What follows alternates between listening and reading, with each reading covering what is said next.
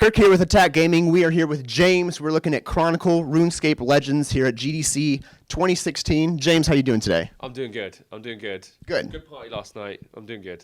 Always good parties here at GDC.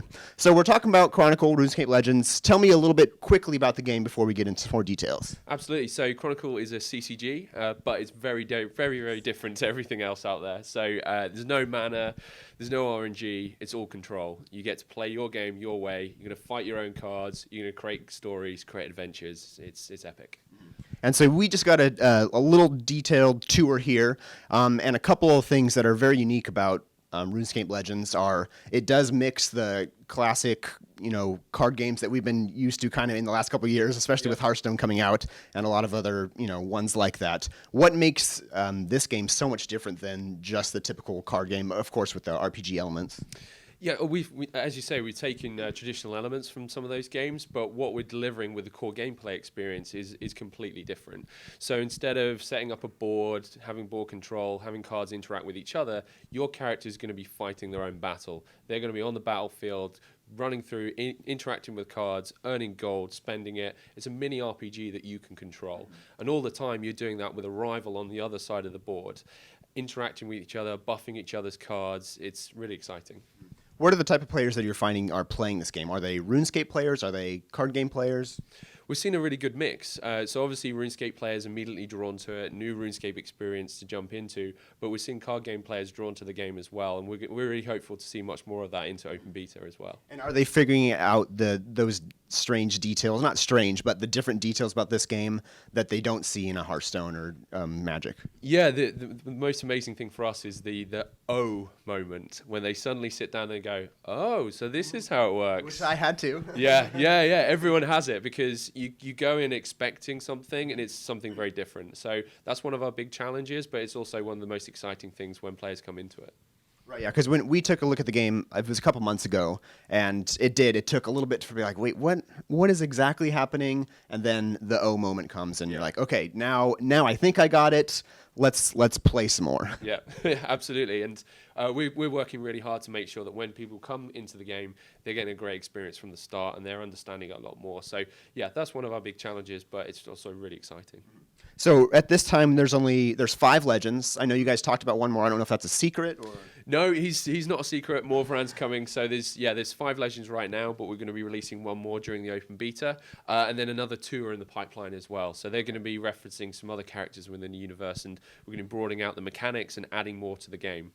So that's going to be really exciting. Is there a limit to how many you want to do? Do you want to get to a certain amount, or is it kind of just going with the flow? Yeah, I mean, we're aiming for 8 as our baseline, but with Chronicle, we're really excited to see whether we can push it further. I think that's going to be something we experiment with the players, see what they want, and also just see if it works in the office as well. But yeah, it might not finish at 8.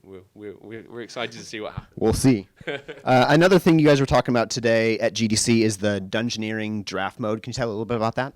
Yeah, so Dungeoneering is our draft mode. It works very similarly to other draft modes with a little bit of a twist. So like everything, we'll have a little bit of a twist. So you start off, you draft your cards. You're drafting 5 at a time. So you get 5 cards and you get to choose from 2. With Chronicle's kind of really focused combo gameplay, being able to almost make a combo in the draft is really fun. So we've integrated that into the experience. And then if maybe a week or 2 after we launch, we're going to be adding keys into the game. So you get your rewards every time you win. That's all settled. That's all fine. But you also get a key. And those keys will allow you to open chests as you go along. But it's up to you when you choose to make those decisions. So I may be aiming for 7, and if I get to 7, I can open my chest then. But if I lose before I get there, I lose my keys. So it's going to be really fun to see people streaming and asking whether they're going to gamble their keys or not. So, but that's all on top of your normal rewards. So you'll still get your rewards. So that's going to be really interesting and fun. I mean, that sounds like a kind of fun element. Exactly, yeah. We just wanted to add a little bit something extra, so that's going to be really exciting. And all of this plays out in a little board where your character's going through dungeons, exploring them. The backgrounds change, and it's going to be really fun. Yeah, I mean, one of the things I did like is it's kind of set up like a story. You open the book, all the game modes are there, all your cards and everything. It's a cool idea.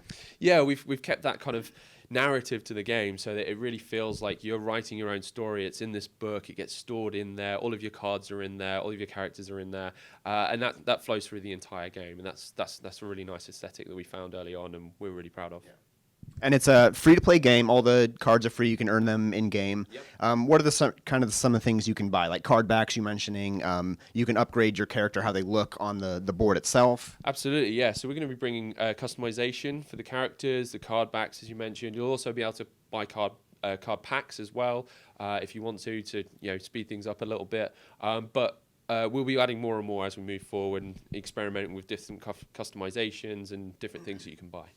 Yeah, what I thought was cool is you can see your character and the other character across the board, like hovering over. So and you'll be able to customize that, right? Yeah, that'll be fully customizable as well. So we're going to be doing a few different skins to start off with. They're going to be pretty simple, but then we're going to be bringing more and more to the game as we move forward, taking inspiration from RuneScape and the characters within the game. Yeah, so it'll be around the RuneScape lore. It won't be any outlandish like clowns or we don't know. Maybe. I think it'd be quite funny to dress them up as clowns, but we'll see. Maybe the artists will have a fun time coming up with ideas. I mean, you could intimidate people if you look across the board and you see, whatever it is. If you don't like clowns, it would be it'd be terrifying. And so right now it's in closed beta. Open beta is coming soon, though, very soon. So on Wednesday, so the March the 16th, we're going to be reopening the game to our closed beta players. They're going to get a chance to play the game for an extra week. They're going to test out all the new mechanics, and then on March 23rd, the game goes into open beta, and anyone can go to rschronicle.com and sign up and play. rschronicle.com. You'll be playing that soon. Thank you so much, James. Appreciate it. James. My pleasure. Thank you. Welcome back, Attack, and today we're going to be talking about 2016's best MMORPGs. These are going to be the new MMO games that we get to experience, at least in the West. Yeah, some of these games are going to be localized titles, but for the most part, these are going to be entirely new MMOs, so get hyped for that, and these are going to be the games that we are almost certain will actually launch in 2016. But with that in mind, let's go ahead, jump right into it, starting at number 10.